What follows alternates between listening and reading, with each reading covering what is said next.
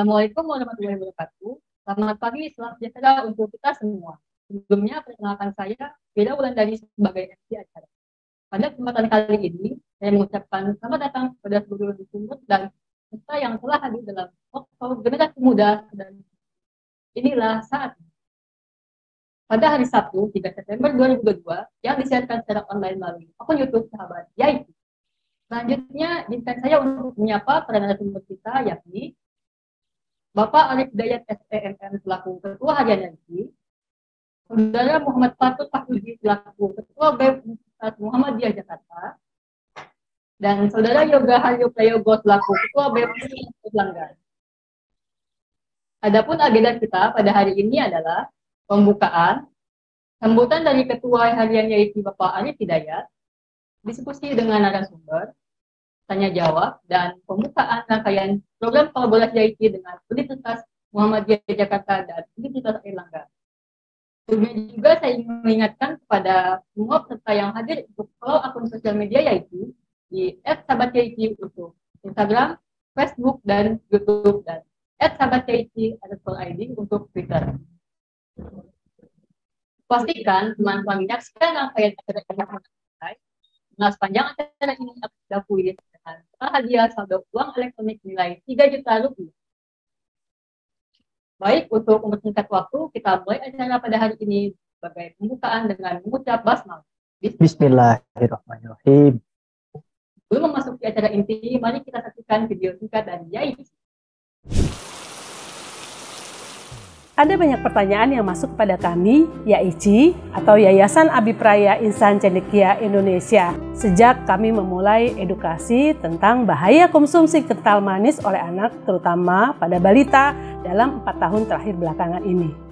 Kenapa sih YAIC memberi perhatian lebih terhadap masalah ini? Awal tahun 2018, kita digemparkan oleh berita gizi buruk di Asmat, Papua, dan di beberapa wilayah di Indonesia. Kejadian ini bahkan sampai dimasuk kategorikan sebagai kejadian luar biasa. PBB bahkan menyebut peristiwa ini sebagai insiden tragis. Sebab gizi buruk terjadi pada negara di tengah perkembangan ekonomi yang baik dan sumber daya yang melimpah. Tidak hanya di Asmat, sejumlah daerah lain di Indonesia juga melaporkan kejadian gizi buruk. Konawe, kabupaten di Sulawesi Tenggara, mencatatkan kejadian gizi buruk yang dirawat di rumah sakit setempat atas nama Arisandi usia 10 bulan, Adam Saputra usia 7 bulan, dan Muharam berumur 4 bulan. Kemudian menyusul Fania usia 10 bulan dari kota Batam. Jumlahnya mungkin segelintir jika dibandingkan angka korban di Asmat, Papua. Namun yang menarik di sini adalah penyebabnya. Anak-anak ini telah mengkonsumsi kental manis sejak usia dini. Arisandi di Konawe bahkan nyawanya sampai tak tertolong. Apa yang salah dengan mengkonsumsi kental manis? Terutama bagi ibu keluarga yang memberikan susu kental manis, hampir pastilah pasti anaknya jadi gemuk. Kelihatannya gemuk, padahal proteinnya kurang. Sehingga pembentukan neurodevelopment otaknya yang untuk mielinisasi, perluasan cabang, dan memperkuat motor and plate terganggu. Konsumsi kental manis memang tidak secara langsung menyebabkan gizi buruk pada anak. Tapi apabila dikonsumsi secara rutin terus-menerus, dapat mengganggu pola makan dan juga asupan gizi. Selain itu, akan membuat anak rentan terhadap penyakit tidak menular, hingga dapat berujung pada Wolff Floating atau gagal tumbuh. Inilah cikal bakal gizi buruk dan stunting. Dalam hal label, BPOM juga telah mengatur tentang visualisasi iklan yang seharusnya ditampilkan di media massa. Sebagaimana upaya YIC bersama seluruh mitra dalam melakukan sosialisasi kepada masyarakat, agar masyarakat memahami apa itu gizi dan menyadari apa yang diberikan kepada anak-anak. Kami melakukan edukasi di berbagai kota di Indonesia. Kami bertatap muka dengan ibu-ibu di pinggiran kota, di daerah terpencil, bahkan di kawasan padat penduduk. Juga dengan kalangan menengah. Dan hasilnya sungguh mengkhawatirkan. Kadang sekali 3 hari bisa sebotol kan satu hari bisa 5 kali Bu. Jadi kalau satu kaleng ini buat berapa lama? Ya buat tenis beli nih, ntar sore kalau nggak sore pagi beli lagi Bu. Namun sangat disayangkan selama kami mengedukasi ada pihak-pihak yang tidak menginginkan masyarakat teredukasi dan mereka membantah dan menyebutnya secara hoak, mengatakan bahwa berita bahwa susu kental manis diseduh adalah itu hoak dan itu sangat bertentangan dengan upaya pemerintah yang telah melakukan edukasi sebelumnya. Saya ingin kembalikan kepada masyarakat bagaimana informasi tentang bahwa susu kental manis tidak boleh diseduh dikatakan sebagai hoak. Padahal informasi tersebut berasal dari peraturan pemerintah terutama BPOM yang telah menegaskan bahwa susu kental manis itu sebenarnya dikonsumsi tidak boleh diseduh. Di samping itu, para dokter dan pakar kesehatan juga menegaskan bahwa susu kental manis adalah minuman yang tidak boleh diseduh dan dikonsumsi secara langsung. Bagaimana itu bisa dikatakan hoak? Benarkah larangan konsumsi kental manis pada anak adalah hoax? Kita simak penjelasan berikut. Bukan hanya bisa jadi gizi buruk, tapi jangkapan gizi buruk kan gampang, insya Allah bisa ditata laksana dengan baik kalau dia tidak ada penyakit-penyakit penyerta yang berat. Bisa diatasin, tapi si IQ-nya tetap kalah gitu, kalah ketinggalan. Sebaiknya tidak membuka peluang untuk memberikan susu kental manis sebagai rutinitas. Jangan gunakan susu kental manis untuk tumbuh kembang optimal anak. Langkah baik memang tidak selalu harus berjalan dengan mulus. Pasti ada hambatan dan rintangan. Namun, kami akan terus mengedukasi masyarakat. Kami, YAICI, bersama para mitra yang selama ini telah banyak membantu dan senantiasa mendukung, akan terus berjuang untuk memberikan perlindungan kepada anak-anak, terutama tentang kesehatan anak-anak yang lebih baik. Ini bukan saja menjadi tanggung jawab negara, tapi menjadi tanggung jawab kita semua untuk menciptakan generasi emas anak Indonesia 2045.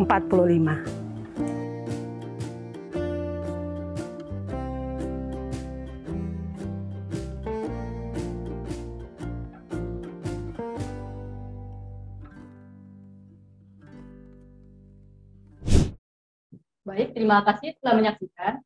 Untuk acara inti akan dipandu oleh moderator kita. Pada saudara Jody, waktu dan tepat kami bersiap. Baik, terima kasih Mbak Pira ya atas waktu yang telah diberikan. Selamat pagi teman-teman.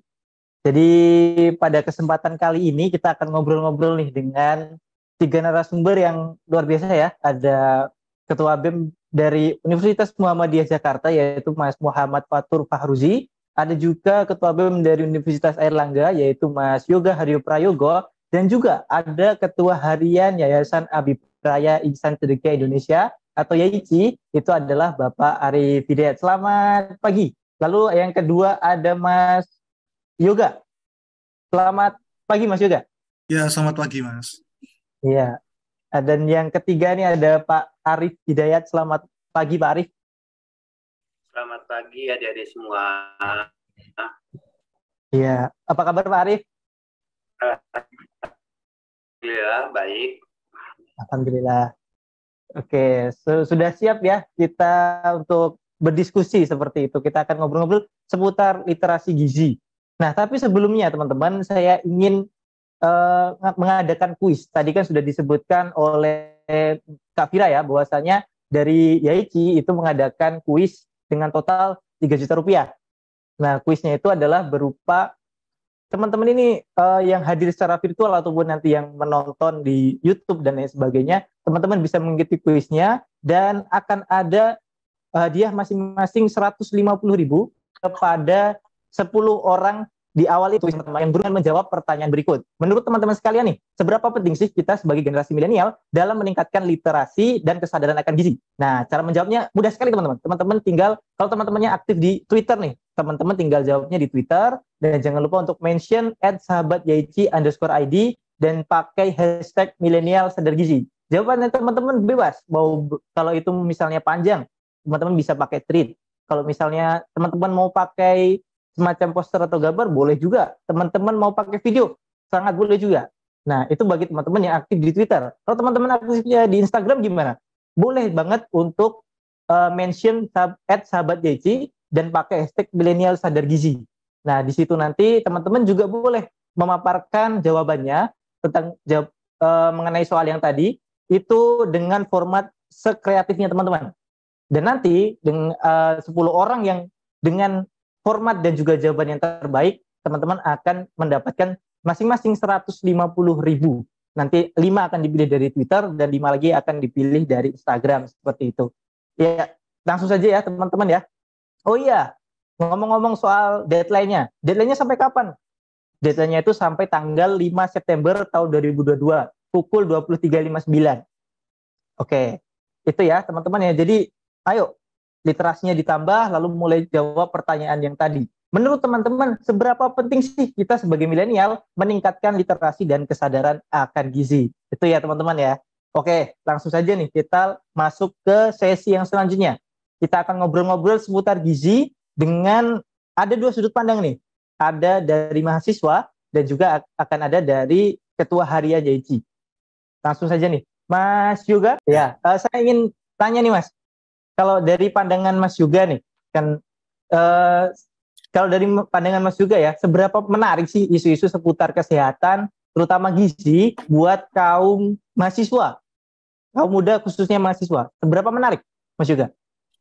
Baik, berkaitan dengan isu gizi di tingkat mahasiswa, per hari ini tentunya pasti kalau misalnya di UNER sendiri ya, misalnya ada fakultas yang mayoritas juga dari fakultas kesehatan, tentunya jadi pembahasan yang cukup menarik, terlebih lagi dengan beberapa misalnya angka-angka untuk masalah gizi di Indonesia juga cukup tinggi kalau misalnya di tingkat anak gitu, di umur anak.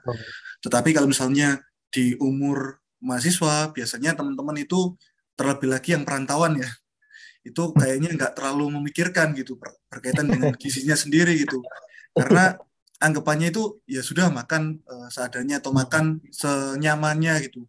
Belum lagi ketambahan terhadap stres, emosional, kurang tidur dan lain-lain. Tapi biasanya itu kalau misalnya masalah di mahasiswa itu, di tingkatan mahasiswa itu bukan karena gizi kurang seperti apa, tapi kelebihan gizi kayak gitu.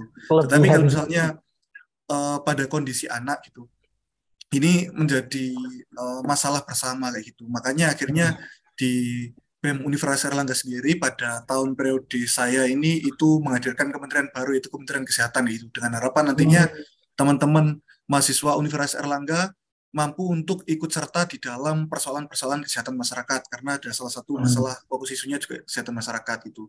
Nah, di situ kami juga ada program berkaitan dengan stunting, karena masalah stunting di Indonesia juga cukup besar, terlebih lagi juga itu masih jauh dari target pemerintah yang ingin 14%, sedangkan hari ini di tahun 2022 itu masih di kisaran 21.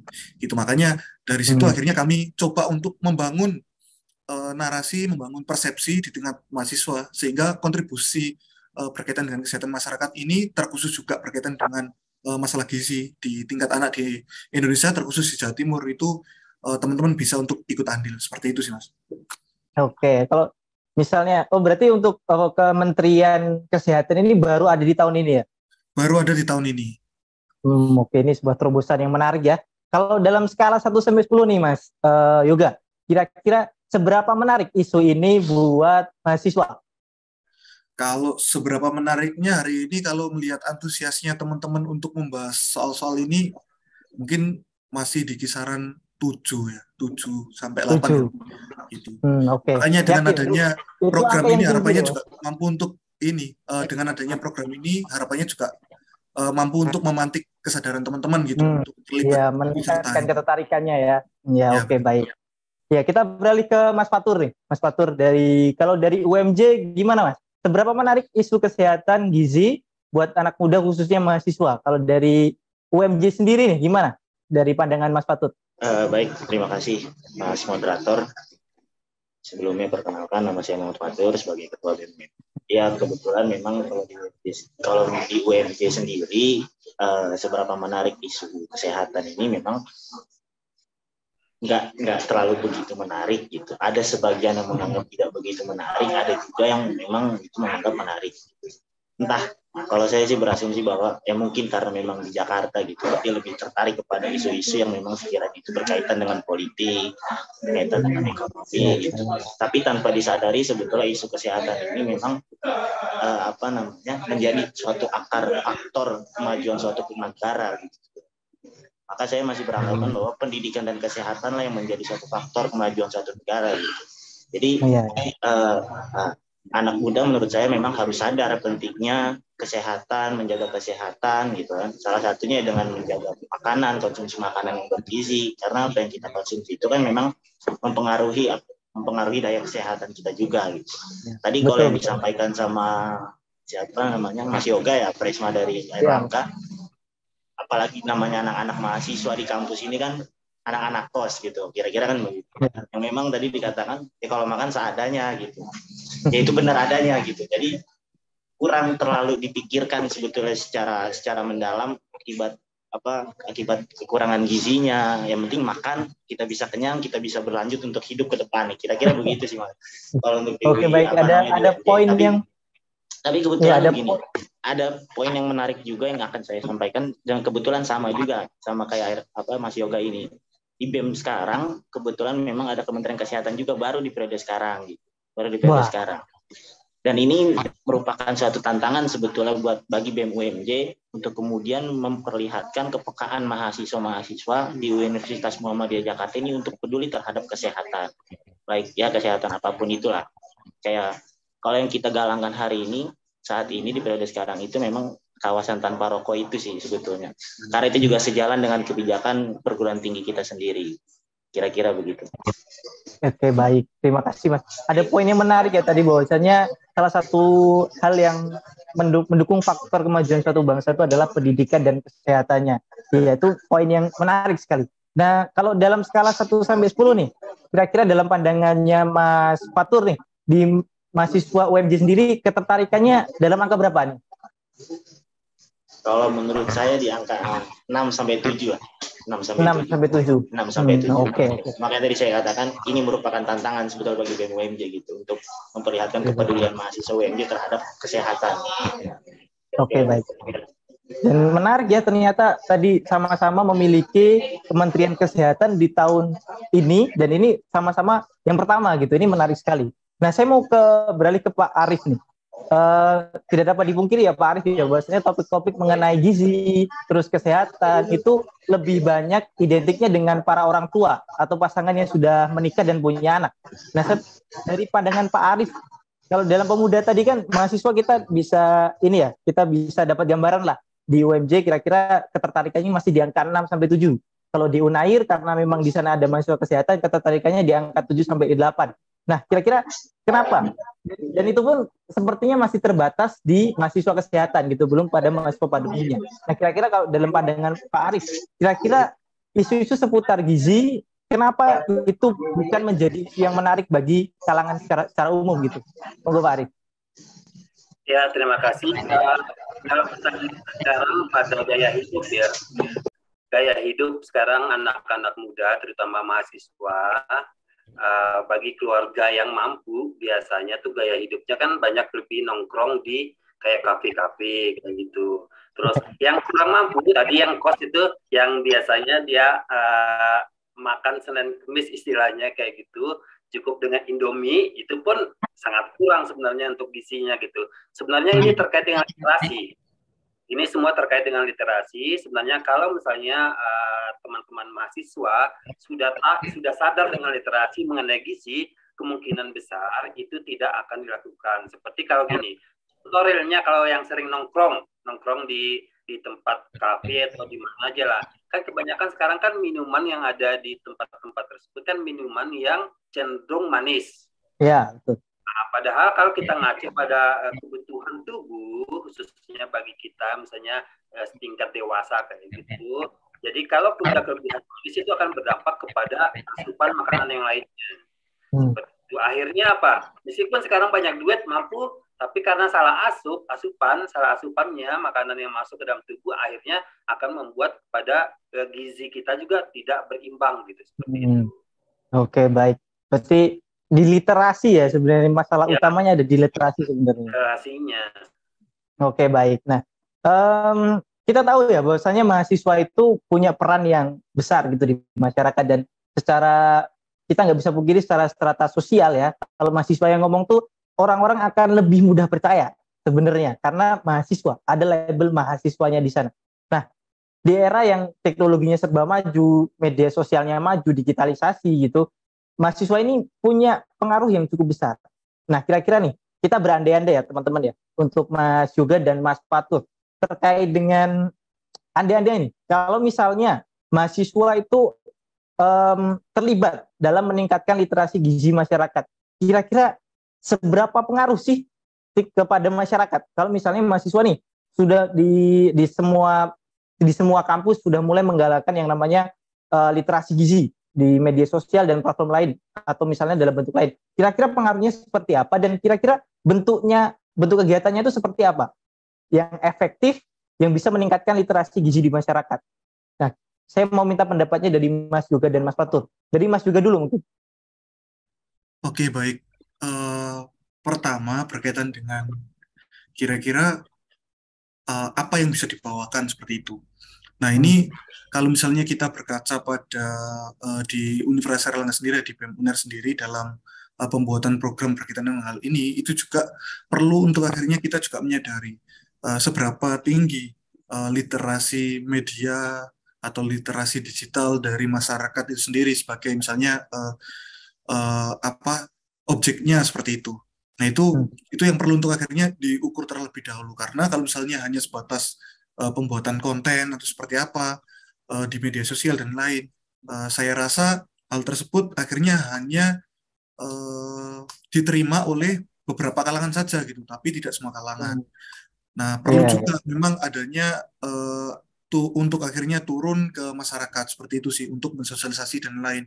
Dan ini yang akhirnya saya tekankan juga ke teman-teman di BEM Universitas Erlangga sendiri gitu. Jadi istilahnya kayak kegiatan-kegiatan yang sifatnya sosialisasi itu bukan hanya sebatas seremonial saja gitu, tapi juga harus pertama data dari masyarakat, apakah memang benar-benar di situ persoalan gizi ini memang benar-benar jadi masalah, atau pemahaman berkaitan dengan tersebut itu apakah sudah diterima oleh masyarakat. Itu juga perlu untuk akhirnya dipahami oleh teman-teman terlebih dahulu, sehingga nantinya bagaimana akhirnya dibawakan kegiatan sosialisasi tersebut ke masyarakat itu juga tepat sasaran seperti itu. Dan itu nggak hanya sekali dua kali, tetapi harus memang benar-benar berkelanjutan. Itu yang biasanya selalu lepas dari kegiatan-kegiatan mahasiswa gitu, yaitu kegiatan yang sifatnya sustainable kayak gitu. Itu sih. Jadi mungkin dua media tersebut bisa untuk akhirnya digunakan, yaitu media digital entah lewat YouTube atau mungkin lewat Instagram atau seperti apa, untuk kalangan-kalangan yang memang literasi digitalnya sudah tinggi, dan juga untuk akhirnya turun ke masyarakat secara langsung untuk memberikan pemahaman tersebut. Karena kalau misalnya di Jawa Timur sendiri, untuk akhirnya turun ke masyarakat, sosialisasi langsung dan lain itu masih sangat-sangat relevan gitu sih. Mungkin seperti itu, Mas. Oke, Pak. Jadi di antara digital dan juga turun itu semua kalangan bisa bisa tersentuh semua gitu ya? Iya, benar. Kayak gitu. Dan satu lagi, selain berkelanjutan juga bahasa yang digunakan gitu. Biasanya itu teman-teman itu menggunakan istilah-istilah atau bahasa yang mungkin diksinya kurang dipahami oleh masyarakat seperti itu. Dan itu yang perlu juga untuk akhirnya disamakan sih dengan di masyarakat seperti apa, kayak gitu sih, Mas. Oke, baik. Menarik nih. Kalau dari Mas Fatur sendiri, pandangannya gimana, Mas? Baik, terima kasih. Kalau menurut pandangan saya, memang yang pertama itu mahasiswa kan mempunyai pengaruh yang cukup gitu dalam meningkat dalam hal apapun lah di tatanan masyarakat. Nah, yang pertama memang ketika kita memasuki era digitalisasi, teknologi, arus informasi yang begitu cepat di masa sekarang ini, yang harus kita edukasi terlebih dahulu bagaimana masyarakat ini bisa berjalan beriringan bersama perkembangan zaman tersebut. Gitu. Nah, ketika itu sudah bisa berjalan, maka literasi gizi masyarakat pun juga bisa. Karena masyarakat Indonesia ini kan sebetulnya minim, literasinya kan terendah gitu. Segala bentuk literasi sebetulnya menurut saya minim gitu. Mau baik literasi yang lama ke literasi yang baru, literasi digital, literasi apapun itu kan. Jadi menurut saya kita harus benar-benar bersentuhan langsung kepada masyarakat. Itu media yang pertama untuk bagaimana kita mengedukasi masyarakat secara berkelanjutan dan terus-menerus secara masif. Yang pertama, agar sekiranya masyarakat sekitar juga merasakan, oh berarti ada kepedulian dari mahasiswa yang basic keilmuannya ini akan kesehatan. Kemudian teman-teman mahasiswa juga bisa mengajukan permohonan kerjasama dengan lembaga-lembaga kesehatan atau dinas kesehatan akan kepedulian kesehatan terhadap masyarakat. Kemudian yang kedua, ketika kita beriringan dengan perkembangan kemajuan teknologi, ya kita memasuki zaman itu dan kita juga menggunakan medianya juga bisa lewat lewat digitalisasi, penyebaran informasi, konten-konten yang sekiranya itu lebih efektif gitu. Karena tidak bisa dipungkiri bahwa anak-anak kecil sekarang pun sebetulnya sudah melek akan teknologi walaupun hanya bermain game saja, tapi itu juga bisa kita sisipkan akan hal itu agar sekiranya dari anak-anak itu sudah melek akan literasi apapun itu, termasuk literasi gizi masyarakat atau literasi kesehatan. Jadi seperti itu sih pandangan dari saya.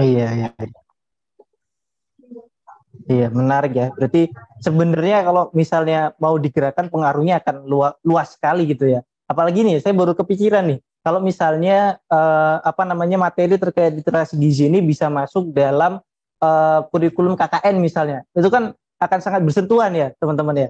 Iya ya, sosialisasi langsung yang disebutkan oleh Mas Fatur dan juga Mas Yoga tadi, wah akan sangat luas sekali dampaknya ya sebenarnya ya. Ya oke. Saya mau ini nih, saya tadi sempat kepikiran nih dari Mas Yoga tadi kan katanya anak kos ya, mahasiswa rantau. Nah kalau Mas Fatur termasuk mahasiswa rantau atau tinggal di rumah atau seperti apa? Kalau saya memang punya rumah juga di Jakarta, tapi kehidupan sehari-hari lebih sering di kos juga, kira-kira begitu. Jadi hampir mirip-mirip sama Mas Yoga. Lebih sering di kos. Oke. Nah kalau boleh tahu nih, ini sharing ya. Kira-kira makanannya sehari-hari nih, boleh disebutkan nggak sehari-hari itu makan atau jajan apa gitu? Kita sehari-hari ya biasanya makan lauk warteg gitu Mas. Gitu. Warteg, dan airnya yang air putih gitu. Kalau misalnya lagi ada lebih, ya mungkin air yang berasa. Tapi kalau untuk pribadi saya memang saya nggak terlalu suka air yang berasa sih. Saya cukup air putih aja. Gitu. Karena memang saya sendiri pernah punya pengalaman sakit kan, riwayat sakit tipes, kekurangan air segala macam juga. Jadi saya diingatkan untuk itu dan alhamdulillah sampai dengan sekarang saya masih sering untuk minum air putih itu. Ternyata sangat penting dibandingkan air-air yang berasa. Iya, sepakat Mas. Kalau itu kan dari Mas Fatur ya. Kalau dari teman-temannya Mas Fatur, kira-kira nih, dari terutama yang mahasiswa rantau ya, kira-kira pola makannya seperti apa sih? Kalau untuk pola makannya memang sebetulnya nggak teratur, misalnya kayak sehari 3 kali, itu nggak bisa jadi sehari cuma sekali. Itu pun dalam waktu misalnya dia sore doang makannya gitu kan, rangkap gitu jadi makannya. Jadi makan sore bisa dikatakan langsung makan malam gitu. Ya karena memang kebutuhan banyak juga kan sebagai mahasiswa, kebutuhan finansial juga yang mempengaruhi untuk bagaimana kita peduli akan tubuh kita sendiri melalui makanan. Jadi kalau saya sih menyarankan juga ke teman-teman juga ketika untuk bagaimana membeli makanan itu yang sekiranya cukup juga lah, maksudnya yang agak sehat sekiranya gitu. Ya warteg menurut saya agak sehat misalnya untuk mahasiswa. Iya, warteg adalah kehidupan. Kalau dari Mas juga nih, gimana bisa diceritakan ya Mas pola makannya nih? Kalau saya tergantung tanggalnya, Mas. Tergantung apanya? Tanggalnya. Kalau masih awal bulan, dienak-enakin gitu. Kalau nanti akhir-akhir ya seadanya. Itu sih. Cuman kalau saya itu yang mungkin pola yang agak buruk itu ya, saya nggak bisa untuk ini. Nggak minum kopi dalam satu hari gitu. Jadi setiap hari, setiap misalnya ngerjain apa itu pasti nggak bisa kayak nggak lepas sama kopi gitu. Itu yang paling parah sih. Cuman dalam waktu 6 bulanan terakhir lah, itu saya imbangi dengan ya selalu bawa tumbler gitu, minum air putih itu sih. Oke. Kalau saya. Kopinya sendiri yang diminum oleh Mas Yoga itu Tergantung kopi biasanya susu? dari kadang ya soalnya biasanya saya belinya itu literan gitu, Excelso literan gitu-gitu. Iya. Gitu. Literan. Oke. Itu sih. Kalau mie ini banget ya dengan mie instan erat banget gak hubungannya? Kalau mie instan atau sudah mulai renggang? Jarang. Oh jarang. Iya. Karena kalau pas zaman saya dulu, saya lumayan akrab dengan yang namanya mie. Biasanya di warkop gitu Mas, makan mie instan. Iya. Oke, baik. Nah, ini dari keterangan dari Mas Yoga dan Mas Fatur nih Pak Arif, kan kalau gambaran umumnya nih ya kita masih bisa simpulkan bahwasanya kebanyakan mahasiswa itu masih mengkonsumsi makanan-makanan ya yang penting kenyang dulu lah gitu. Untuk masalah bergizi atau tidaknya itu nanti dulu. Yang penting kenyang dulu, yang penting hidup dulu kalau kata Mas Yoga tadi. Nah, gimana nih Pak Arif? Kira-kira dengan pola yang seperti itu pandangannya gimana nih? Ya, sebenarnya gini, itu kan tinggal pilihan aja bagi teman-teman mahasiswa. Yang suka makan di warteg itu kan pilihan. Di situ kan ada karbohidrat, ada protein, ada yang lainnya. Tinggal dipilih aja gitu. Dengan dana seminim mungkin, itu kita bisa pilih seperti isi piringku. Isi piringku itu kan berapa persen karbohidrat, berapa protein, apa segala. Jadi tidak semua makanan yang mahal itu sebenarnya baik juga untuk kesehatan gitu. Jadi makanan yang murah atau terjangkau itu cukup baik dan sangat baik sebenarnya kalau kita bisa memilihnya, ada sayurnya, ada proteinnya, ada ikan, ada apa segala dengan harga yang murah, tapi asupannya untuk kebutuhan gizi itu sangat cukup. Itu kembali lagi kepada literasi. Gitu. Kalau kita sudah mengetahui kandungan yang harus kita makan, itu sebenarnya jadi tidak harus bicara mengenai mahal gitu. Itu aja sih sebenarnya. Iya. Jadi sebenarnya kalau sudah terliterasi, kita nggak perlu keluar uang yang banyak. Sebenarnya kita tetap bisa mengkonsumsi makanan-makanan yang bergizi ya Pak ya. Iya benar. Apalagi kalau teman-teman mahasiswa, apalagi nanti kalau terjun di lapangan, misalnya ingin edukasi, itu harus teman-teman juga bisa pahami. Misalnya ini banyak sekarang misalnya keluhan di masyarakat di tingkat bawah yang kami sering terjun. Misalnya kami kekurangan ini. Padahal di sampingnya sebenarnya banyak loh makanan atau tumbuhan yang bisa dikonsumsi, tapi mereka tidak tahu manfaatnya.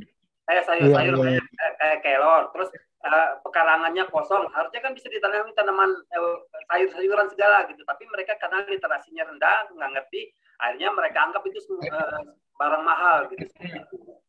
Iya. Padahal bisa dengan harga yang murah sebenarnya, tapi banyak juga nih Pak teman-teman kita yang ataupun masyarakat kita yang mengira karena harga untuk bergizi itu perlu harga mahal, akhirnya beralih ke alternatif lain yang sebenarnya itu nggak baik, seperti yang disampaikan di awal di video-video yang pertama tadi ya, bahwasanya banyak masyarakat kita yang masih mengkonsumsi SKM yang mengira kental manis itu adalah susu sebagai pengganti susu. Terus setelah itu banyak juga dari teman-teman kita yang kalau makan itu yang penting banyak nasinya lah, padahal kan yang kita tahu kan nggak boleh juga tuh kalau terlalu banyak nasi gitu kan, karena ada kaitannya dengan gula dan lain-lain. Itu pendapatnya gimana Pak? Kalau dari temuan-temuan Pak Arif selama sering belusukan seperti itu? Iya, memang selama ini kami kan fokus penelitian pada kayak isu kental manis atau SKM itu yang sekarang dikenal sebagai kental manis. Itu kami memang penelitiannya lebih banyak kepada pola konsumsi dari balita. Terus kami juga penelitian ke ibu yang sedang hamil. Dan sekarang kami coba mengarah kepada generasi muda yang akan menikah. Jadi kenapa kami fokus kepada mahasiswa seperti ini? Supaya ada literasi, mereka sudah paham. Misalnya kalau konsumsi yang manis, GGL, gula, garam, dan lemak, salah satunya adalah kandungan gula yang sangat tinggi dalam kental manis itu akan berdampak tidak baik bagi kesehatan. Karena kalau seandainya gula yang masuk dalam tubuh manusia itu sudah lebih dari 4-6 sendok per hari, maka itu cukup berbahaya bagi kesehatan gitu. Karena udah kelebihan sebenarnya. Jadi kalau teman-teman misalnya sekarang mahasiswa, kalau misalnya konsumsi kental manis dalam bentuk cairan, dalam bentuk dikira sebagai susu, padahal itu gula, itu minum 1 gelas saja sebenarnya itu bisa langsung kenyang loh itu. Dampaknya apa? Nggak mau makan yang lain, asupan gizi yang lain tidak ada, akhirnya apa? Emang kenyang, tapi kandungan gizi yang masuk ke dalam tubuhnya itu tidak sesuai dengan kandungan yang seharusnya dikonsumsi perharinya. Jadi akibatnya nanti akan sakit. Nanti lama-lama badan lemas gitu. Memang kenyang, tapi nanti ujung-ujungnya akan jadi lemas seperti itu. Oke, ini menarik ini. Tadi kan fokusnya mulai mengarah ke para pemuda mahasiswa gitu. Ada satu pertanyaan ini, Pak. Apakah masih ada kemungkinan nih orang-orang remaja atau dewasa itu mengalami gizi buruk? Memangnya ada kemungkinan itu, Pak? Untuk mengalami gizi buruk bisa jadi iya. Karena apa? Karena kalau salah konsumsi makanan yang dikonsumsi setiap harinya itu akan berdampak kepada gizi buruk itu sendiri gitu. Temuan kami juga pada beberapa daerah yang dewasa pun tidak ada yang mengalami gizi buruk karena salah asup seperti ada ibu-ibu yang melahirkan. Ibu-ibu melahirkan, kemarin temuan kami di daerah Sumatera Utara melahirkan, dia baru melahirkan tapi akhirnya diet. Dia diet supaya kurus gitu. Akhirnya apa? Asupan gizi untuk anak tubuhnya itu berkurang dan akhirnya apa? Berdampak kepada anaknya. Itu karena dia tidak tahu karena literasinya rendah seperti itu. Itu juga dengan mahasiswa. Kalau misalnya teman-teman mahasiswa tidak mengetahui asupan gizi yang baik kepada untuk tubuhnya setiap hari, maka itu akan berdampak kepada gizi buruk, terutama mengenai isu mengenai GGL, gula, garam, dan lemak. Itu ada batasannya loh. Batasannya untuk gula berapa sendok per hari, garam berapa sendok per hari, lemak berapa sendok per hari. Kalau sekarang setiap hari misalnya hidup minum yang manis-manis, terus tiap hari makannya misalnya yang berlemak-lemak kayak di rumah makan Padang atau apa segala, terus nanti makan yang ciki-ciki jenis kayak gitu yang garamnya tinggi, ya itu akan berdampak kepada tubuh dari teman-teman mahasiswa. Akibatnya apa? Nanti kalau sudah berkeluarga itu akan melahirkan, akan mengakibatkan nanti kondisi tubuhnya itu tidak lagi stabil atau gizinya itu menjadi tidak baik gitu. Itu nanti berdampaknya kalau misalnya sekarang udah nikah, terus nanti pas dalam masa pernikahan nanti mengandung hamil. Itu pola yang sama atau kebiasaan yang sama akan berlanjut gitu. Nanti kebiasaan saat mahasiswa akan berlanjut kepada kebiasaan saat berkeluarga juga. Akibatnya apa? Akibatnya nanti pas masa hamil, terus anak dilahirkan itu mengalami gizi buruk, terus gizi kurang, akibatnya apa? Lari ke stunting. Seperti itu. Jadi kalau stunting misalnya kita ingin mereduksi stunting atau menurunkan stunting sampai angka 14, tapi kalau misalnya sekarang teman-teman mahasiswa sendiri tidak memahami tentang literasi yang baik tentang gizi, maka cita-cita untuk mereduksi stunting sampai angka 14% itu sangat mustahil bisa tercapai gitu, seperti itu. Oke, baik. Wah, menarik sekali. Ada efek dominonya ya ternyata ya dari literasi gizi yang buruk. Tidak cuma berpengaruh kepada diri sendiri, tapi juga bisa berpengaruh kepada generasi-generasi atau anak-anak kita nanti. Itu mengerikan ya.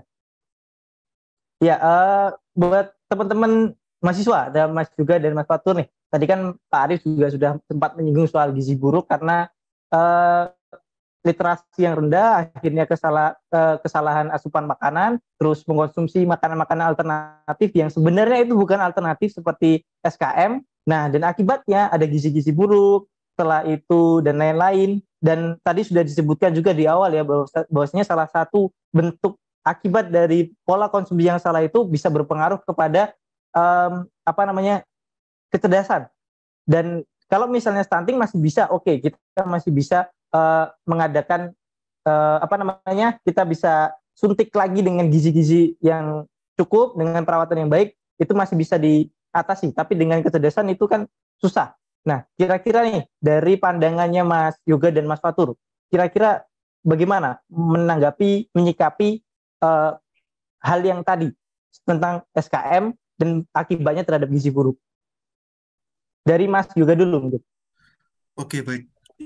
Ya, memang seperti yang tadi dibilang ya, bahasanya berkaitan dengan literasi, berkaitan dengan pemahaman itu menjadi hal yang signifikan kayak gitu dalam ya semua hal ya kayak gitu. Salah satunya juga berkaitan dengan persepsi masyarakat juga gitu. Dan hal ini tentunya perlu untuk akhirnya menjadi bahan untuk diedukasi, karena kalau misalnya melihat dari video yang tadi ditayangkan juga ternyata berkaitan dengan hanya soal apa persepsi soal susu kental manis saja yang dianggap sebagai susu itu sudah berdampak cukup besar gitu di dalam masalah gizi terhadap anak gitu. Belum lagi persoalan-persoalan yang lain gitu. Makanya dari hal ini menurut saya juga akhirnya memberikan penyadaran juga untuk lebih giat lagi untuk memberikan berkaitan dengan persoalan gizi di masyarakat maupun juga di kalangan sesama mahasiswa. Mungkin seperti itu sih, Mas. Oke, baik. Kalau dari Mas Fatur, bagaimana menyikapinya? Ya, baik. Memang literasi gizi kesehatan ini sangat penting ternyata. Jadi itulah tadi yang dikatakan sama Mas Yoga, ini penyadaran buat kita atau terkhusus mahasiswa untuk generasi muda bawah-bawahnya juga sangat penting. Karena tanpa disadari yang tadi saya katakan di awal bahwa kesehatan ini kan menjadi aspek atau faktor juga dalam kemajuan negara. Jadi memang jangan sampai kita yang nggak tahu apa-apa terkait kesehatan, kita buta literasi gizi, literasi kesehatan, sehingga yang tadi dikatakan konsumsi alternatifnya ya udah kita kita asupi terus, kita makan terus segala macam tanpa tahu kita akibatnya seperti apa. Jadi lebih bijaknya menurut saya ya kita tetap harus meliterasikan gizi, meliterasikan kesehatan agar sekiranya kita dapat memilah dengan bijak juga makanan-makanan yang sekiranya kita konsumsi. Kalau tadi dikatakan sama Mas juga ya, kan makanan nggak perlu mahal gitu untuk bergizi, murah pun juga bisa. Nah dari situlah kita juga bisa memilahnya dengan bijak. Jangan sampai anak Indonesia, generasi Indonesia ini mengalami stunting gitu. Kira-kira begitu. Oke, baik, luar biasa ya. Nah, kan saya jadi ini nih. Kira-kira kalau dari BEM-nya Mas Fatur di Kementerian Kesehatan ya, itu sudah program apa saja sih yang sudah dilaksanakan di kampusnya gitu? Kalau di kampus UMJ sendiri memang ada program telemedicine itu yang konsultasi lewat WA itu untuk bagaimana kita juga merambah ke mahasiswa untuk mengeluhkan kondisi kesehatannya, itu yang pertama. Dan yang kedua, memang kawasan tanpa rokok ini menuai pro dan kontra di kalangan mahasiswa. Nah itu juga lagi kita galangkan juga sebetulnya untuk mengadakan kawasan tanpa rokok yang sekiranya memang inilah sebenarnya buat kesehatan. Tapi juga kita nggak bisa memaksakan kehendak pribadi teman-teman yang ada di UMJ, mahasiswa UMJ untuk tidak merokok. Itu kan balik lagi ke pribadi sebetulnya. Tapi kita tetap menjadi edukator yang terus mengedukasi teman-teman mahasiswa UMJ agar sekiranya kita mementingkan kesehatan kita untuk kemudian kita juga bisa menyehatkan bangsa dan negara Indonesia. Kira-kira begitu. Oke, baik. Jadi ada dua program kerja utama ya. Yang pertama tadi ada konsultasi kesehatan melalui WA dan juga ada diusahakan untuk kawasan bebas rokok kampus UMJ, bebas rokok seperti kampus UMJ, bebas rokok seperti itu. Saya doakan semoga itu bisa berjalan dan efektif ya. Kalau untuk Mas juga di BEM Unair sendiri, apakah ada program kerja tertentu yang dilakukan oleh terutama Kementerian Kesehatannya ya? Sebenarnya banyak sih untuk program kerjanya dari Kementerian Kesehatan ini sendiri itu, dan itu semuanya berkelanjutan. Ada itu program unggulan dari kami itu dari awal memang saya tekankan untuk Indonesia Sehat. Nah ini Indonesia Sehat ini upaya untuk akhirnya teman-teman BEM Unair ini bisa untuk berkontribusi menekan angka stunting di Jawa Timur gitu. Lalu yang kedua juga ada kegiatannya apa Mas untuk yang menekan angka stunting di Jawa Timur itu? Kenapa Mas? Contoh kegiatannya mungkin bisa disebutkan? Contoh kegiatannya ya kita ini Mas bekerja sama dengan Dinas Pemberdayaan Perempuan dan Perlindungan Anak dan juga Dinas Kesehatan di Jawa Timur kayak gitu, berusaha untuk menggandeng sehingga bisa untuk akhirnya membuat program bersama berkaitan dengan masalah sosialisasi, lalu juga pemenuhan gizi dan lain-lain seperti itu. Lalu yang kedua juga ada Erlangga Berdaya dari teman-teman Kementerian Kesehatan ini di suatu daerah itu di Surabaya gitu untuk akhirnya memberikan sosialisasi berkaitan dengan kesehatan seperti itu. Oke. Lalu ada apa lagi tadi selain Indonesia Sehat? Erlangga Berdaya. Erlangga Berdaya. Oke, siap. Luar biasa ya. Ini sama-sama tahun pertama di BEM Unair dan UMJ sama-sama mengadakan Kementerian Kesehatan, dan ini menurut saya ini satu langkah yang cukup satu langkah yang progresif sih ini, karena biasanya kalau hal seperti ini itu dampaknya baik, di tahun selanjutnya akan dilakukan dengan lebih progresif lagi sebenarnya.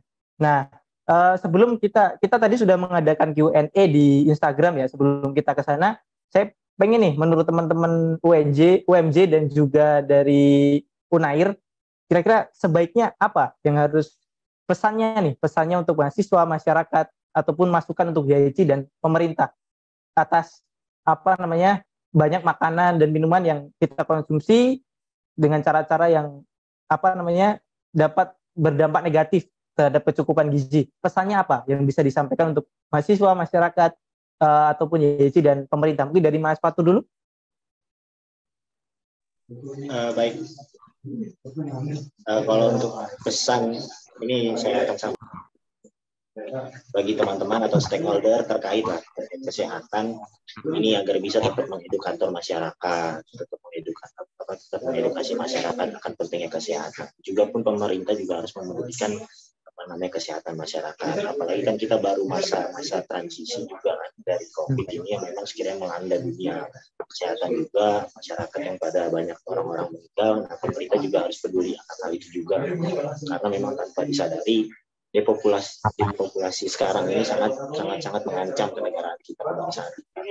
Jadi memang pemerintah juga harus lebih untuk turun ke jalan, turun ke masyarakat dengan dinas-dinas kesehatan, kementerian kesehatan, bekerja sama dengan stakeholder yang ada, begitupun juga dengan mahasiswa, untuk bagaimana tetap peduli terhadap kesehatan. Jangan sampai ini ada disparitas fokus dari pemerintah ini lebih fokus kepada infrastruktur, politik, ekonomi dan sebagainya, tapi kesehatan ini terabaikan. Jangan sampai seperti itu.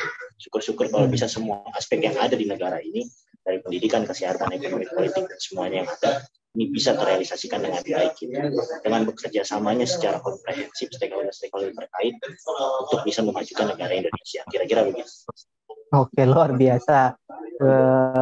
Dari Mas juga pesannya. Baik, kalau saya pertama memang berkaitan dengan literasi gizi ini menjadi salah satu hal yang harus diprioritaskan seperti itu. Baik itu bagi teman-teman mahasiswa, juga bagi masyarakat umum seperti itu. Lalu yang kedua, yang memang menjadi kendala ketika adanya program-program atau apapun itu seolah berjalan sendiri-sendiri gitu. Pemerintah jalan sendiri, lalu misalnya dari NGO atau apa juga berjalan sendiri, lalu mahasiswa juga berjalan sendiri. Nah, upaya-upaya untuk akhirnya berkolaborasi itu menjadi suatu hal yang semestinya gitu, sehingga nantinya apa yang dikerjakan itu bisa maksimal seperti itu. Dan saya apresiasi betul adanya YIC ini dengan adanya suatu instansi seperti ini, akhirnya juga bisa untuk memantik kesadaran masyarakat gitu, selain dari pemerintah yang memang menjadi tanggung jawabnya untuk memastikan gizi dari masyarakat. Seperti itu sih, Mas. Oke, terima kasih atas apresiasinya ya, Mas ya, luar biasa. Ini selanjutnya mau ke Pak Arif nih, ke Pak Arif dan YIC. Kira-kira pesannya apa yang bisa disampaikan terutama kepada mahasiswa nih dalam meningkatkan literasi gizi masyarakat? Monggo Pak Arif. Oh iya. Jadi teman-teman mahasiswa kan habis kuliah kan pasti terjun ke dalam masyarakat juga. Ada yang bekerja, terus ada yang kembali ke kampungnya masing-masing. Dengan adanya pengetahuan terkait dengan literasi gizi, itu nanti bisa dikembangkan juga dalam masyarakat gitu. Nanti setelah pasca menjadi mahasiswa, teman-teman mahasiswa juga nanti bisa memberdayakan masyarakat secara langsung. Jadi dengan pengetahuan yang ada didapatkan selama masa menjadi mahasiswa. Jadi ini sangat bermanfaat sebenarnya. Apalagi kalau teman-teman mahasiswa kan banyak yang sudah terbiasa menjadi bagian dari organisasi. Maka akan lebih mudah menggerakkan masyarakat, lebih mudah memanage masyarakat dalam isu terkait dengan isu literasi ini gitu. Jadi tinggal sekarang bagaimana keinginan itu diwujudkan dan nanti bisa diaplikasikan untuk beberapa tahun ke depan aja. Oke, baik. Akhirnya kembali lagi ke turun ke masyarakat untuk meningkatkan literasi seperti itu ya, Pak. Nah, oke. Sekarang untuk Mas Yoga, Mas Fatu dan juga Pak Arif, ini kita tadi sudah mengadakan Q&A di Instagram dan ini ada beberapa pertanyaan yang masuk nih.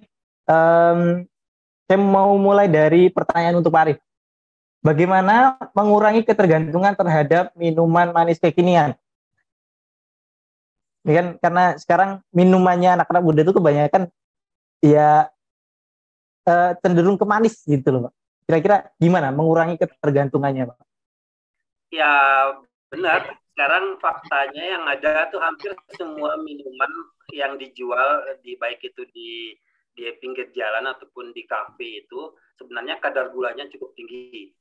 Kadar gulanya cukup tinggi. Yang pertama kita harus pahami bahwa kebutuhan gula untuk dewasa, umur-umur teman-teman mahasiswa itu berkisar antara 4 sendok sampai 6 sendok per hari. Itu yang pertama. Kandungan gula itu bukan hanya didapat dari minuman yang manis loh, tapi bisa jadi misalnya dari beras, dari nasi, dari apa makanan-makanan yang lainnya. Caranya apa? Sekarang tinggal kita hitung-hitung aja setiap hari. Misalnya kalau kita sekarang pagi-pagi udah ngeteh, ngopi, udah berapa gelas itu, udah berapa sendok itu gulanya kurang lebih. Kalau misalnya sudah 2-3 kali sehari kita minum teh aja, rata-rata kan itu 2-3 sendok tuh sekali itu. Itu berarti udah melebihi kadar yang seharusnya gitu, belum dari asupan yang lainnya. Jadi itu bisa diimbangi dengan tadi ngukur diri sendiri lah, ngukur aja. Caranya ngukur kira-kira kebutuhan saya sehari ini udah cukup atau sudah lebih. Dan kunci yang selanjutnya adalah perbanyak minum air putih itu gitu. Itu jauh lebih bagus sebenarnya dibandingkan dengan kita mengkonsumsi yang kayak tadi yang manis-manis. Karena dampaknya apa? Kalau misalnya konsumsi yang manis itu dipastikan akan kenyang. Nah, makanan yang lainnya nggak selera lagi gitu, seperti itu. Ya. Oke, baik. Terima kasih Pak Arif. Untuk selanjutnya nih, ada pertanyaan untuk Mas Yoga dan Mas Fatur. Bagaimana kontribusi anak muda dalam mewujudkan generasi emas 2045? Waduh, ini agak berat ya. Tapi kaitannya dengan tadi yang sudah disinggung, berkaitan dengan kemajuan negara itu berkaitan dengan pendidikan dan kesehatan, mungkin teman-teman bisa menambahkan seperti itu. Dari Mas Yoga dulu, mungkin. Bagaimana kontribusi anak muda dalam mewujudkan generasi emas 2045? Mungkin ini kaitannya dengan gizi juga ya. Monggo Mas Yoga. Ya, memang. Yang pertama itu memang berkaitan dengan pendidikan, dan yang kedua berkaitan dengan kesehatan. Ini menjadi dua hal yang tidak bisa untuk akhirnya dipisahkan seperti itu. Karena dua hal ini juga yang nantinya akan menunjang bagaimana regenerasi untuk generasi-generasi selanjutnya seperti itu. Lalu tentunya dari sana pun ada banyak hal gitu. Misalnya dalam hal pendidikan ini nggak sebatas hard skill saja, tapi juga peningkatan soft skill juga menjadi hal yang cukup prioritas seperti itu. Karena ide-ide dari pemuda-pemuda hari ini adalah bagaimana cerminan nantinya beberapa tahun ke depan. Seperti itu sih mungkin, Mas. Oke, baik. Kalau dari Mas Fatur, bagaimana kontribusi anak muda dalam mewujudkan generasi emas 2045, Mas? Baik, terima kasih. Kontribusi anak muda untuk menyongsong 2045 ya, generasi 2045. Semuanya memang untuk generasi muda ini yang sekarang harus dituntut untuk melek mata sebetulnya. Melek mata akan hal apapun itu. Jangan sampai salah satu aja gitu. Seenggaknya kita walaupun bukan basic keilmuan kesehatan atau bukan basic keilmuan pendidikan, kita tahu dasar-dasarnya terlebih dahulu. Itu kan juga bisa menjadi konsumsi pribadi kita terlebih dahulu yang kemudian juga bisa kita sebarluaskan secara perlahan gitulah. Jadi itulah yang memang kontribusi anak muda yang harus harus dilakukan sama anak muda untuk menyongsong generasi 2045. Kemudian ada juga apalagi dengan teknologi sekarang. Masyarakat sekarang yang memang saya pikir memang kurang untuk berinteraksi sosial, lebih banyak berinteraksi via WA dan lain sebagainya. Nah, itulah yang memang harus kita kikis, dan itu menjadi tantangan generasi muda untuk harus utamakan ide gagasannya terhadap permasalahan-permasalahan yang ada di tatanan masyarakat dan di tatanan bangsa dan negara. Kira-kira begitu. Oke, baik. Karena nggak ada Indonesia emas di generasi yang sakit sebenarnya. Seperti itu ya. Kita lanjut ke pertanyaan ketiga. Ini lagi-lagi untuk Mas Yoga dan Mas Fatur nih. Bagaimana cara menjangkau Gen Z dan milenial agar lebih paham tentang isu literasi gizi?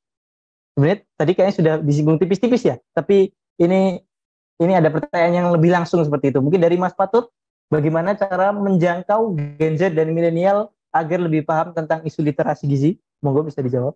Baik, nah tadi karena memang ini masa apa namanya di sebuah masa generasi Z dan generasi milenial, yang memang dia udah apa namanya nyaman, sudah nyaman dengan teknologi digital, maka yang sangat efektif menurut saya untuk kemudian disalurkan kepada teman-teman generasi Z, generasi milenial akan literasi gizi itu lewat media sosial, lewat media digital, lewat teknologi semuanya.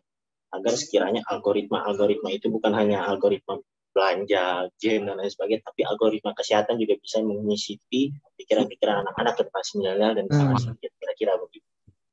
Oke, menarik. Algoritma kesehatan juga masuk di antara konten-konten yang diterima oleh masyarakat seperti itu. Kalau dari Mas Yoga? Oke, baik. Memang sih data dari BPS, lalu juga data-data dari pemerintah berkaitan dengan penggunaan gadget atau aspek digital di kalangan pemuda atau di kalangan remaja itu cukup tinggi seperti itu. Tetapi di sisi lainnya itu berkaitan dengan literasi, padahal yang cukup signifikan penting itu berkurang atau nggak tinggi seperti itu. Karena banyaknya itu literasi digitalnya itu mengarah pada hal-hal yang sifatnya entertain. Gitu. Nah, akhirnya sebisa mungkin memang harus bisa untuk dipadukan sih antara entertain dengan konten-konten edukatif seperti itu. Dan itu bisa akhirnya nantinya seperti yang tadi disampaikan sama Mas Fatur gitu, bahwasanya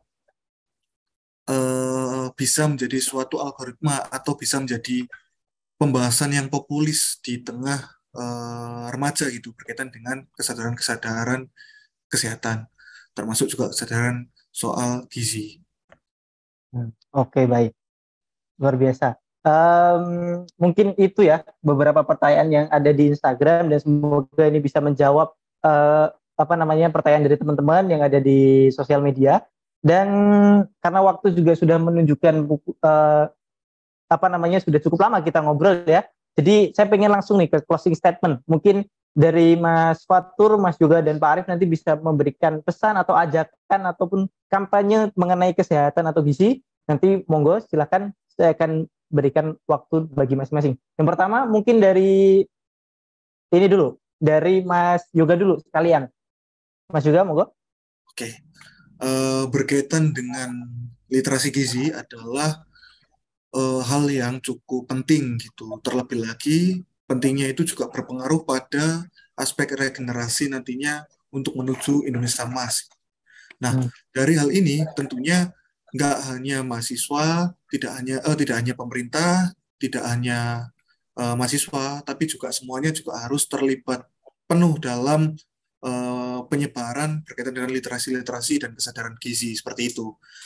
Lalu yang kedua, ini juga nantinya akhirnya bisa untuk membangun persepsi di tengah masyarakat berkaitan dengan hal-hal yang sifatnya edukatif, sehingga pemahaman di tengah masyarakat ini juga bisa untuk akhirnya terbawa ke semuanya, semua kalangan, sehingga kesehatan di Indonesia sendiri juga bisa tumbuh dengan baik seperti itu.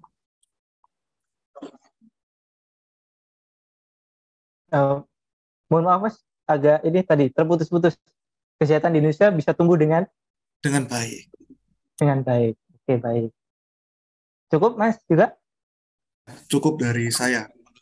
Oke, baik. Terima kasih Mas juga. Mas Fatur, pesan-pesannya ataupun ajakan ataupun kampanye atau apa saja closing statement dari Mas Fatur, monggo. Baik Mas, mungkin saya agak sedikit pendek aja ya. Saya closing statement, perbaiki kesehatan, perbaiki pendidikan, perbaiki pikiran, maka akan tercapai sebuah perubahan. Kira-kira begitu aja. Luar biasa. Perbaiki kesehatan, perbaiki pendidikan, perbaiki pikiran, maka akan terwujud suatu perubahan. Iya, luar biasa. Terima kasih Mas Fatur. Terakhir dari Pak Arif, monggo pesan ataupun ajakannya kepada masyarakat seperti itu Pak Arif. Saat ini generasi muda itu sangat familiar dengan sosial media dan hampir semua memegang gadget atau HP gitu. Kalau bisa konten-konten terkait dengan literasi gizi itu juga mulai disesuaikan atau dibuat gitu. Misalnya ketemu makanan di pinggir jalan, itu bisa dibahas loh dari segi gizinya. Minuman misalnya bisa dibahas dari segi gizi, misalnya kandungan gula yang tinggi, bahwa ini tidak layak diminum tiap hari seperti itu. Jadi teman-teman mahasiswa itu bisa mengambil peran, tidak harus menjadi misalnya menjadi dokter atau apa. Dari mahasiswa pun sebenarnya udah bisa mengambil peran gitu. Jadi teman-teman bisa menyebarkan secara luas lewat sekarang jaringan sosial media yang memang sangat familiar di dunia masa saat ini. Itu aja, terima kasih dari saya. Iya, terima kasih Pak Arif atas closing statement-nya. Dan terima kasih juga untuk Mas Yoga dan Mas Fatur karena sudah menyempatkan waktu untuk ngobrol-ngobrol pada kesempatan kali ini ya. Nah, sebelum kita memasuki acara selanjutnya, yaitu nanti akan ada pembukaan rangkaian program kemitraan antara YAIC dan juga kampus-kampus di Indonesia, saya mau bagi-bagi hadiah lagi nih. Tadi kan sudah ada untuk 10 pemenang dengan teman-teman menjawab pertanyaan yang di awal tadi di Twitter dan juga di Instagram. Nah, dari pembicaraan yang panjang dengan saya dan juga Pak Arif, Mas Yoga, dan Mas Fatur tadi, ini ada 3 pertanyaan yang teman-teman nanti bisa jawab berdasarkan yang kita obrolkan tadi ya. Teman-teman nanti bisa jawab di Twitter dan Instagram. Kalau di Twitter cara jawabnya mudah sekali teman-teman. Teman-teman tinggal jawabnya memakai tulisan boleh, memakai gambar boleh, memakai video juga boleh. Caranya adalah dengan tag sahabat YAIC dan juga pakai hashtagnya milenial sadar gizi. Kalau di Instagram gimana? Di Instagram juga sama. Teman-teman tinggal tag @sahabatyaic dan pakai hashtag milenial sadar gizi. Nah, nanti akan ada pemenang untuk 5 orang di Twitter dan juga 5 orang di Instagram. Masing-masing 150.000 berupa uang elektronik. Wah, luar biasa ya. Nah, nanti caranya dengan menjawab pertanyaan-pertanyaan berikut. Yang pertama nih, berdasarkan yang tadi kita obrolkan ya, berapa anjuran konsumsi gula, garam, dan lemak per harinya untuk usia pemuda? Itu ya, pertanyaan pertama. Pertanyaan kedua, mengapa SKM atau susu kental manis tidak boleh dijadikan pengganti susu bubuk atau formula atau UHT? Itu yang kedua. Lalu pertanyaan ketiga, bagaimana cara yang benar untuk konsumsi kental manis? Oke, nah dari 3 pertanyaan ini teman-teman bisa memilih salah satu pertanyaan yang nantinya teman-teman akan jawab melalui akun Instagram atau akun Twitternya teman-teman. Jangan lupa untuk tag akun-akunnya YAIC dan juga pakai hashtag milenial sadar gizi, dan juga ajak sebanyak mungkin teman-teman untuk ikut serta dalam lomba ini, karena harapannya ini tidak hanya sekedar bagi-bagi ini saja, hadiah saja, tapi juga sebagai literasi. Jadi sekalian kita mengikuti kuis, sekalian kita literasi gizi. Seperti itu. Saya mengharapkan partisipasinya. Nanti akan dipilih 5 orang dari Twitter dan 5 orang dari Instagram. Nanti jawabannya ditunggu paling lambat tanggal 5 September pukul 23.59. Jangan lupa ya, teman-teman juga ikuti atau memfollow akun-akun YAIC. Jadi nggak cuma di tag doang, tapi juga di follow. Nah, selanjutnya kita akan memasuki acara yang kita tunggu-tunggu, yaitu akan ada pembukaan rangkaian program kemitraan antara Yayasan Abi Praya Insan Cendekia Indonesia dengan kampus-kampus yang ada di Indonesia. Kepada Pak Arif Hidayat selaku Ketua Harian YAIC dapat membuka program kemitraan ini, dan untuk Pak Arif kami persilahkan. Terima kasih. Assalamualaikum warahmatullahi wabarakatuh. Waalaikumsalam warahmatullahi wabarakatuh. YAIC bekerja sama dengan banyak mitra. Tingkat pusat ada pimpinan pusat Asia, Mat NU, terus Ikatan Dokter Indonesia, Ikatan Bidan Indonesia, Ikatan Dokter Anak Indonesia, dan banyak lagi yang mitra-mitra kami yang selama ini kami kerjasamakan. Dan saat ini kami menjangkau ke lingkungan mahasiswa, teman-teman mahasiswa, dengan harapan sebagai generasi muda, nantinya teman-teman mahasiswa itu bisa menyebarluaskan minimal kepada seangkatan seumurnya gitu program-program ini. Jadi program kerjasama YAIC dengan mahasiswa beberapa universitas di Indonesia ini merupakan program pertama untuk saat ini bagi YAIC. Jadi acara ini, program ini saya buka secara resmi, dan insya Allah kita akan mendapatkan manfaat yang positif bagi program ini. Terima kasih. Amin. Program ini juga Bismillahirrahmanirrahim. Semoga ke depan lebih lancar lagi. Terima kasih. Amin. Ya.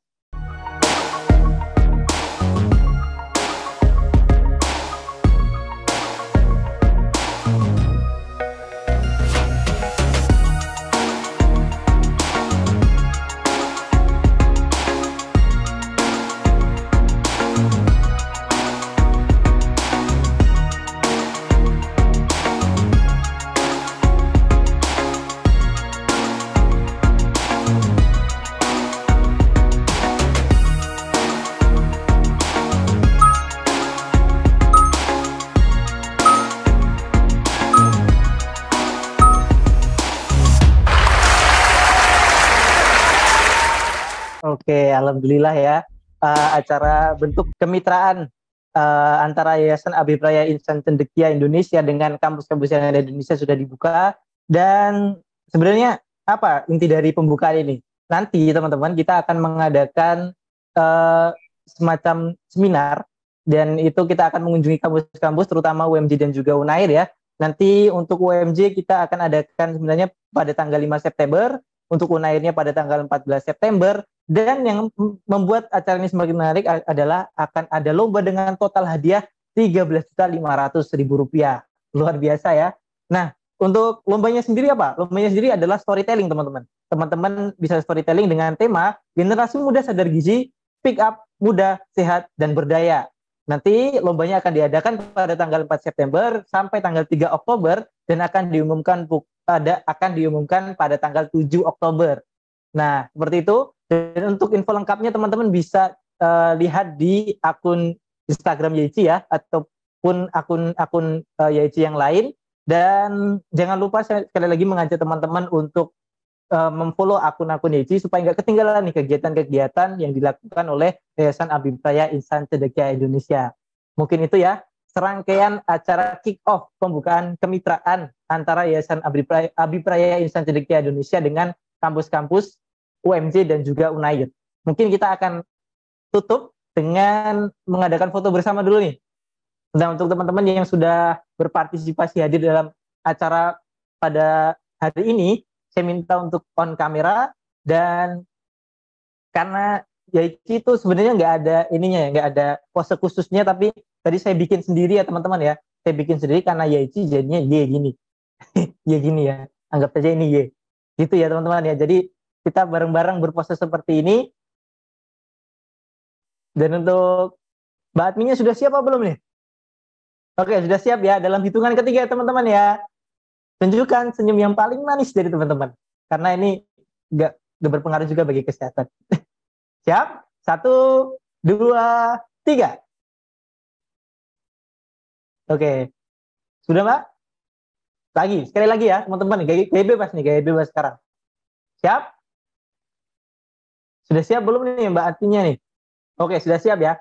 1, 2, 3. Oke, terima kasih banyak ya teman-teman ya. Dan semoga ini menunjukkan sebuah partisipasi yang aktif.